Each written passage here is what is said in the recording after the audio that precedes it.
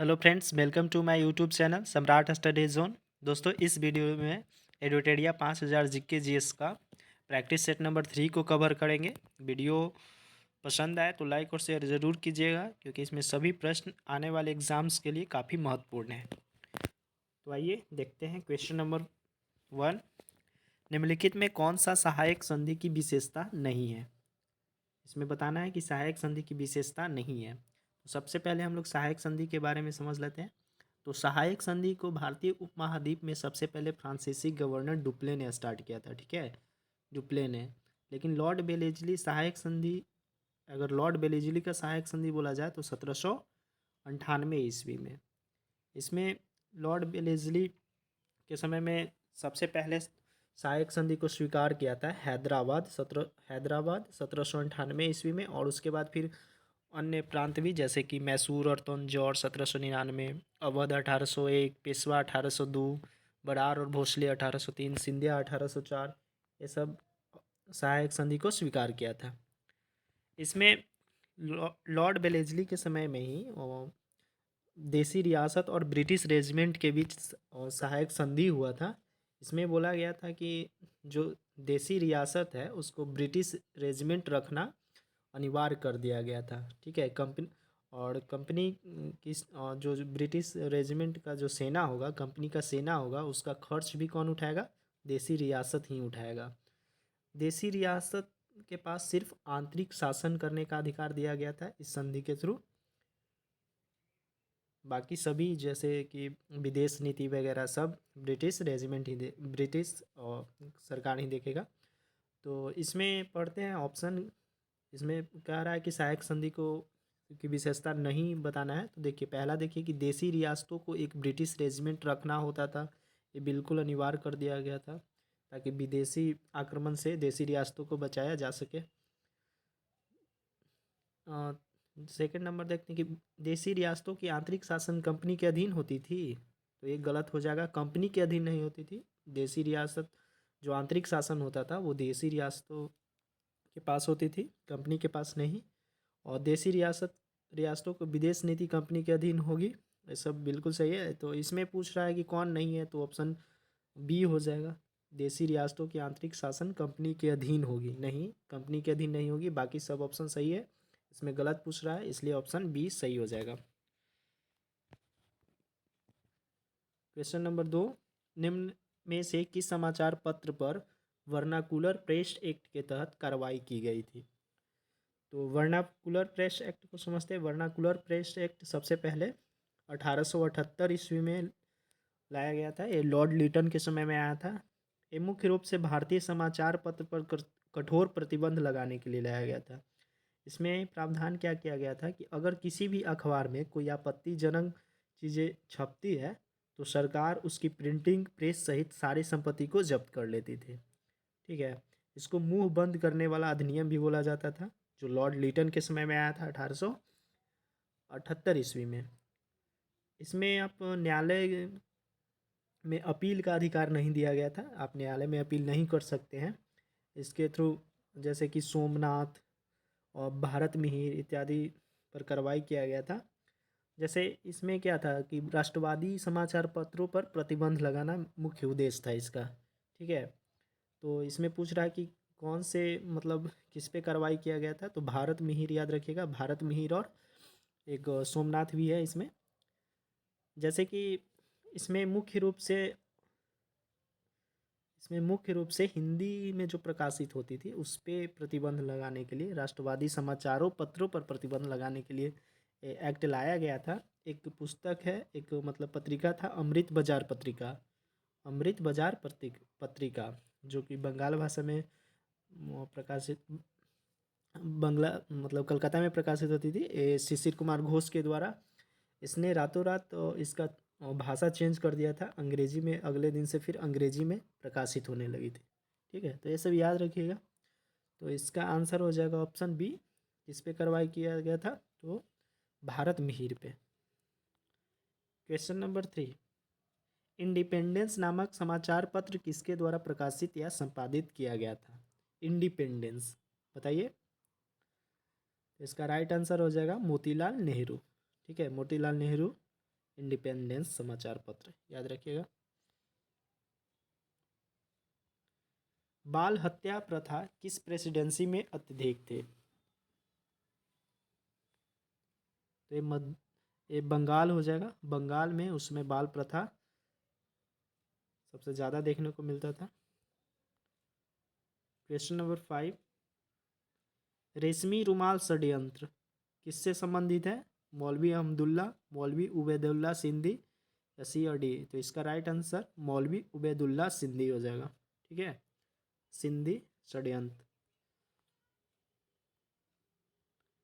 असहयोग आंदोलन के लिए प्रस्ताव कांग्रेस के किस अधिवेशन में पारित किया गया? ठीक है, तो असहयोग आंदोलन जो था महात्मा गांधी का प्रथम जन आंदोलन माना जाता है। एक क्वेश्चन पूछा भी जाता है कि महात्मा गांधी का प्रथम जन आंदोलन कौन सा था? तो असहयोग आंदोलन था। और इसका औपचारिक रूप से शुरुआत कब किया गया था? तो 1 अगस्त 1920 ईस्वी को। देखिए 1920 में कांग्रेस के 2 अधिवेशन हुआ था। 1920 में कांग्रेस के 2 अधिवेशन, एक कलकत्ता में, दूसरा नागपुर में। कलकत्ता में जो कांग्रेस का अधिवेशन हुआ था उसका अध्यक्षता लाला लाजपत राय ने किया था, और नागपुर का वीर राघवाचार्यन। ठीक है, तो कलकत्ता अधिवेशन में असहयोग आंदोलन को पेश किया गया था जिसका CR दास ने विरोध किया था। लेकिन वही जब वार्षिक 1920 का जो कांग्रेस का अधिवेशन नागपुर में हुआ था उसमें असहयोग आंदोलन को स्वीकृत किया गया, पास किया गया। तो इसका राइट आंसर हो जाएगा ऑप्शन सी। इसमें पारित किया गया नागपुर अधिवेशन में। निम्नलिखित में कौन पारिस्थितिकी तंत्र के बारे में सही नहीं है? देखिए पारिस्थितिकी तंत्र क्या होता है? तो एक ऐसा क्षेत्र होता है जिसमें विभिन्न प्रकार के जीवों का समूह का विकास होता है या विकसित होता है। जैसे कि इसमें पारिस्थितिकी तंत्र में आ जाएगा पादप, वनस्पति, जीव जंतु, स्थलीय जीव, सभी सम्मिलित रूप से आ जाएगा इसमें। ठीक है, पारिस्थितिकी तंत्र का जो जनक है अलेक्जेंडर वान हम्बोल्ट को माना जाता है। पारिस्थितिकी तंत्र इसमें कृत्रिम भी हो सकता है और प्राकृतिक भी होता है। पारिस्थितिकी तंत्र के पारिस्थितिकी 2 घटक होते हैं, एक जैविक घटक होता है, दूसरा अजैविक घटक होता है। जैविक घटक में आ जाएगा पेड़ पौधा, जीव जंतु, ये सब जैविक घटक में आ जाएगा। अजैविक घटक में आ जाएगा जल, वायु, मृदा, ये सब अजैविक घटक का पार्ट हो जाएगा। देखिए जैविक घटक में इसमें भी क्या होता है कि एक उत्पादक होता है, एक उपभोक्ता होता है और एक अपघटक होता है। देखिए उत्पादक इसमें हरे पेड़ पौधे इत्यादि आ जाएंगे जो मतलब अपना भोजन स्वयं बना लेते हैं, किसी दूसरे जीव पर आश्रित नहीं होते हैं। उपभोक्ता में जो उत्पादक का उपभोग करता है, उत्पादक जैसे हरे पेड़ पौधा है ये सब खाता है। इसमें जीव आ जाएगा मुख्य रूप से। अपघटक कवक, सूक्ष्म जीव अपघटक का पार्ट हो जाएगा। देखिए पारिस्थितिकी के बारे में थोड़ा सा समझ लीजिए। पारिस्थितिकी शब्द पूछा जाता है कि पारिस्थितिकी शब्द को सबसे पहले किसने दिया था?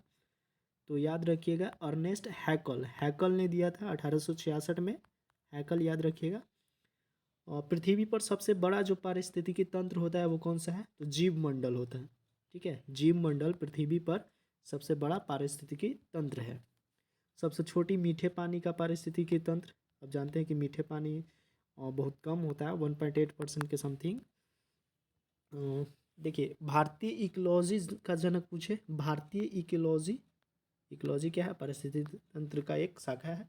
तो भारतीय इकोलॉजी का पूछे जनक तो बताइएगा प्रोफेसर रामदेव मिश्रा, याद रखिएगा प्रोफेसर रामदेव मिश्रा। ठीक है, अगर पूछा जाए कि सबसे स्थिर पारिस्थितिकी तंत्र कौन सा है, तो सबसे स्थिर पारिस्थितिकी तंत्र आपका हो जाएगा महासागर। चलिए आगे देखते हैं। क्वेश्चन नंबर 8, निम्नलिखित में कौन प्रसिद्ध जैविक हॉटस्पॉट है? ठीक है, प्रसिद्ध जैविक हॉटस्पॉट बताइए। तो ये हो जाएगा पश्चिमी घाट, ऑप्शन डी।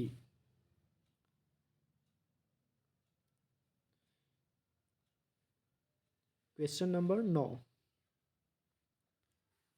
किस चक्र के संचालन में सौर विकिरण की महत्वपूर्ण भूमिका होती है? कार्बन चक्र, जल चक्र, नाइट्रोजन चक्र या हाइड्रोजन चक्र? तो ये जल चक्र हो जाएगा। जल चक्र मुख्यतः जल संरक्षण सिद्धांत की व्याख्या करता है। इसमें बोला जाता है कि जल जो होता है ना, जल का कभी क्षय नहीं होता है, बल्कि एक स्थान से दूसरे स्थान या एक रूप से दूसरे रूप में बदलता है। मतलब पृथ्वी पर उपलब्ध जल का एक रूप से दूसरे रूप में या एक स्थान से दूसरे स्थान तक गति करने की चलन प्रक्रिया को ही जल चक्र कहते हैं। जैसे महासागर होता है, इसमें सूर्य का प्रकाश बाष्पीकरण के द्वारा जल वाष्प बनकर ऊपर जाता है वायुमंडल में, और यहाँ फिर संघनन बनता है, संघनन होता है, जल वाष्प संघनन होता है, ठीक है। उसके बाद वर्षा के माध्यम से पुनः ये महासागर में आ जाता है, ठीक है। इस प्रकार इसका चक्रण होते रहता है। तो यही प्रश्न पूछा जा रहा है कि सौर विकिरण की महत्वपूर्ण भूमिका किस चक्र के संचालन में होती है? तो जल चक्र। क्वेश्चन नंबर 10, गौतम बुद्ध ने संघ में भिक्षुणी या स्त्री के प्रवेश की अनुमति कहाँ दी थी? कहाँ दिए थे? तो ये वैशाली में, ठीक है, वैशाली। चलिए आगे देखते हैं। अगला प्रश्न है कि भारत के किस क्षेत्र में सर्वाधिक दैनिक तापांतर पाया जाता है? बताइए। ते मरुस्थलीय क्षेत्र, ऑप्शन सी। क्वेश्चन को जल्दी जल्दी करेंगे नहीं तो वीडियो काफ़ी लंबा हो जाएगा। 3 जनवरी को उपसौर की घटना होती है, बताइए क्यों होती है? तो उपसौर यानी कि इस दिन पृथ्वी सूर्य के सबसे न्यूनतम दूरी पे होता है, ऑप्शन सी। जबकि अपसौर की घटना कब होती है? अपसौर, तो अपसौर की घटना होती है 4 जुलाई को, ठीक है। इस दिन पृथ्वी सूर्य से सबसे अधिक दूरी पर होता है। चलिए आगे देखते हैं। क्वेश्चन नंबर 13, कौन सी भूकंप तरंगे सबसे अधिक विनाशकारी होती है? तो ये एल तरंग होता है, ठीक है। एल तरंगे सबसे विनाशकारी होती है। निम्नलिखित में कौन सही सुमेलित है? रेड क्लिफ रेखा भारत और चीन नहीं, भारत और पाकिस्तान के बीच होता है। डुरंड रेखा भारत पाकिस्तान नहीं, पाकिस्तान और अफगानिस्तान के बीच होता है। मैगी नोट रेखा जर्मनी और फ्रांस, ये बिल्कुल सही है। हिंडनबर्ग रेखा फ्रांस और बेल्जियम में नहीं, और ये पोलैंड और जर्मनी के बीच होता है हिंडनबर्ग रेखा। एक ये भी पूछा जाता है मीन रहीम रेखा, रूस और फिनलैंड के बीच। चलिए आगे देखते हैं। निम्नलिखित में कौन सी पर्वत श्रृंखलाएं सबसे लंबी है? बताना है कि कौन सी पर्वत श्रृंखलाएं सबसे लंबी है। तो ये एंडीज पर्वत श्रृंखलाएं। किस अधिनियम के द्वारा केंद्रीय बजट को राज्यों के बजट से अलग कर दिया गया? याद रखिएगा, भारत शासन अधिनियम 1919, ठीक है। भारत शासन 1919 ऐसे ही याद रखिएगा, अलग अलग कर दिया गया। 1909 में क्या गया था? मुस्लिमों के लिए पृथक निर्वाचन की व्यवस्था, जबकि सिख ईसाई ये सब के लिए अलग से निर्वाचन की व्यवस्था 1919 में। 1935 में क्या था? तो 1935 में जैसे बहुत सारे इसमें आ जाएगा संघ की, भारतीय संघ, जैसे केंद्र, जैसे प्रांत में जो द्वैध शासन था 1919 में लगाया गया था, प्रांतों में द्वैध शासन का प्रावधान किया गया था, उसको समाप्त कर केंद्र में द्वैध शासन का प्रारंभ किया गया था 1935 में। तो इसका आंसर हो जाएगा केंद्रीय बजट को राज्य बजट से अलग 1919। निम्नलिखित में से किस योजना के आधार पर संविधान सभा का गठन हुआ था? तो ये कैबिनेट मिशन योजना। अंतरिम सरकार के गठन की घोषणा कब की गई थी? अंतरिम सरकार की गठन की घोषणा, तो अंतरिम सरकार कब गठित हुई थी? 2 सितंबर 1946 को। इसका घोषणा कब किया गया था? तो 24 अगस्त 1946, ऑप्शन बी।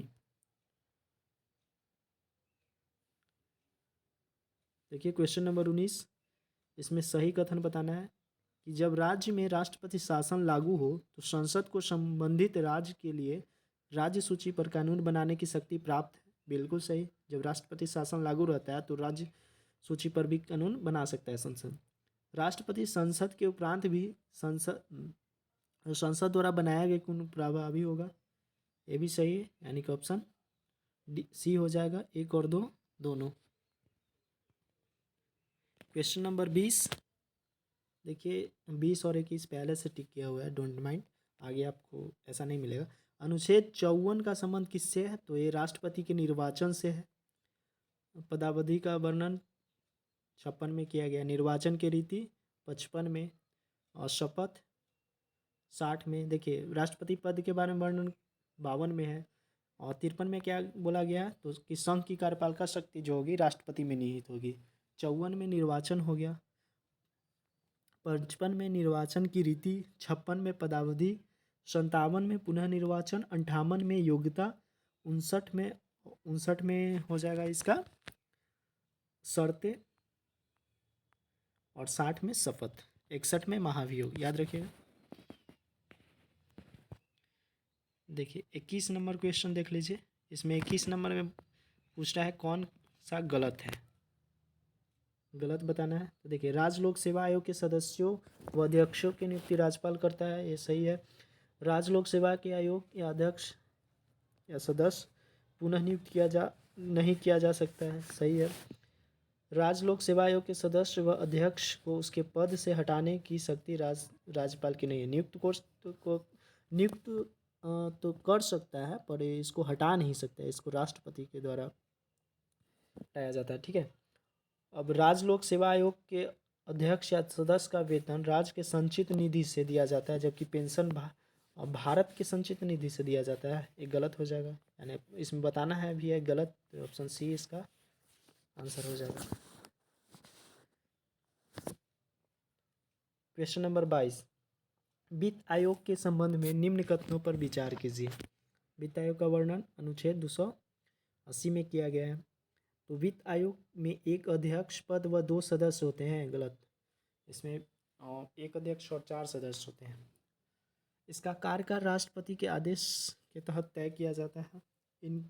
इनकी पुनर्नियुक्ति नहीं हो सकती है, इनकी पुनर्नियुक्ति नहीं हो सकती है। इसमें बताना क्या है, उपर्युक्त में से कौन सा कथन गलत है, ठीक है। तो इसका राइट आंसर हो जाएगा ऑप्शन नंबर बी, ठीक है। 1 और 3 बी बिल्कुल सही है। 23 नंबर क्वेश्चन देखिए।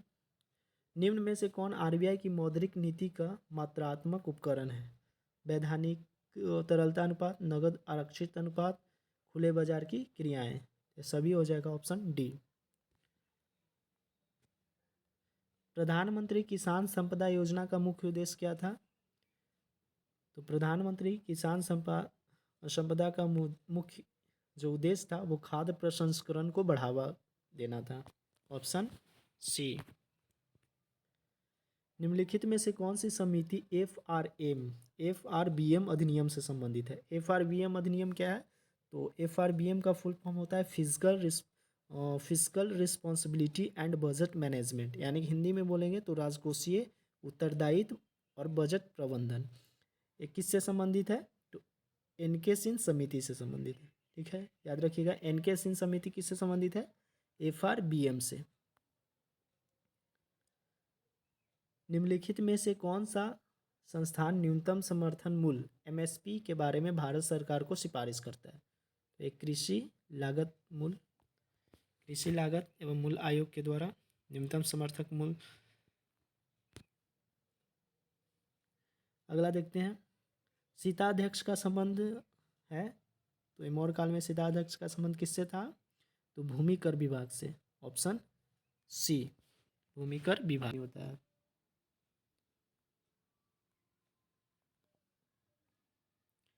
क्वेश्चन नंबर 28, कश्मीर के क्षेत्रीय इतिहास का सजीव वर्णन मिलता है। तो ये राजतरंगिणी में, जो कि कल्हण के द्वारा लिखा गया, कश्मीर के इतिहास के बारे में वर्णन किया गया है।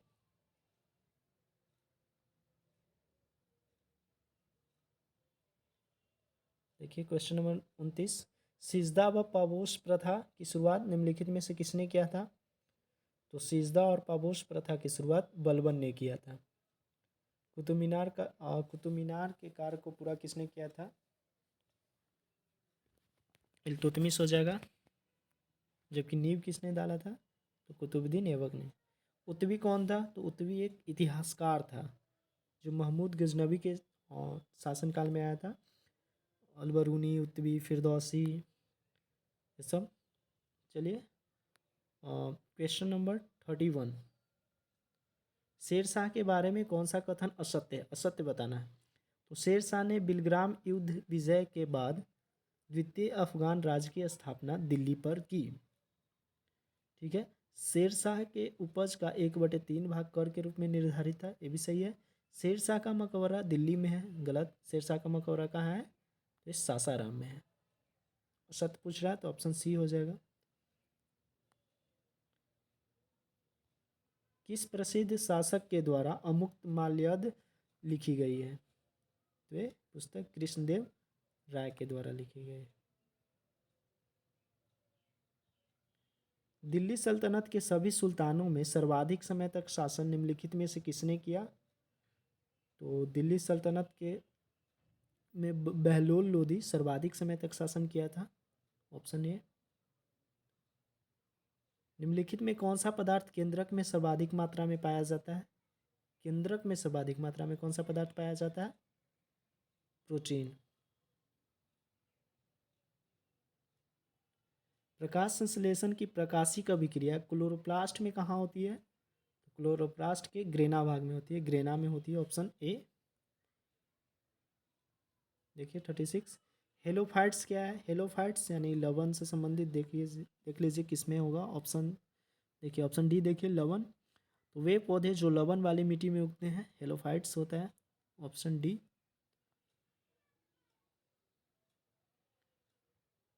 निम्न में से कौन सा टेस्ट एड्स के लिए किया जाता है? ठीक है, बताना है एड्स के लिए कौन सा टेस्ट किया जाता है। तो देखिए PCR, CD4 और एलिसा, ये तीनों टेस्ट जो है एड्स से संबंधित है। रीपा टेस्ट आप एक बार चेक कर लीजिएगा, ये शायद यौन शोषण से संबंधित है, यौन उत्पीड़न में। और 2 फिंगर जो टेस्ट होता है उससे शायद संबंधित है। आप एक बार इसको सर्च कर लीजिएगा गूगल पे। निम्नलिखित में कौन सा रुधिर प्लाज्मा में कोई एंटीबॉडी नहीं होता है? इसमें एंटीबॉडी नहीं होता है, AB में कोई एंटीबॉडी नहीं होता है, जबकि एंटीजन किस में नहीं होता है? O में। तो आइए आगे देखते। Question number 39। Triple vaccine DPT में कौन सा एक नहीं होता है? DPT मतलब D से डिप्थीरिया, P से पर्टूसिस और T से टिटनस। इसमें कौन नहीं है? पीलिया हो जाएगा, option B. Question number 40। Alpha कण का द्रव्यमान हीलियम के एक अणु के बराबर होता है। हीलियम के एक अणु के बराबर होता है, इसके आवेश किसके बराबर होता है? तो 2 प्रोटॉन के बराबर होता है, ऑप्शन सी।